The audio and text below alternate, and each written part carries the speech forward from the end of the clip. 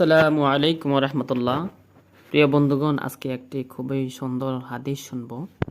হাদিসটি হলো ক্বালা রাসূলুল্লাহ সাল্লাল্লাহু আলাইহি সাল্লাম, রাসূলুল্লাহ সাল্লাল্লাহু আলাইহি সাল্লাম বলেছেন, লি রাজুলিন ওহুয়া ইয়াইজহু, এক ব্যক্তিকে তিনি উপদেশ দিলেন এই মর্মে, ইগতানিম খামসান কাবলা খামসিন, পাঁচটি বিষয়ের আগে পাঁচটি বিষয়ের প্রতি গুরুত্ব প্রদান করো।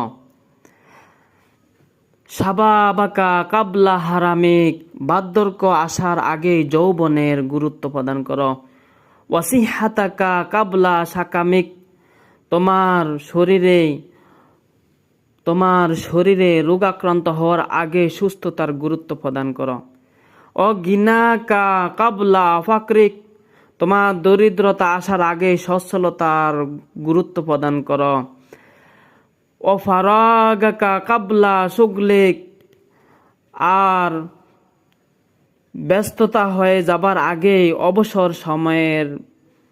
অবসর সময়ের কথা গুরুত্ব প্রদান করো। ও হায়াতাকা কাবলা মাউতিক, আর মৃত্যু আসার আগেই যৌবনের কথা গুরুত্ব প্রদান করো।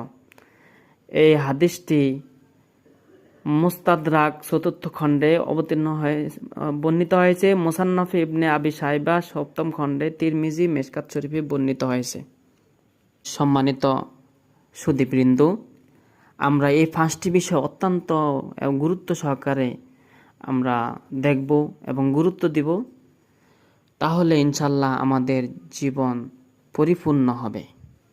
সকলকে ধন্যবাদ। আসসালামু আলাইকুম।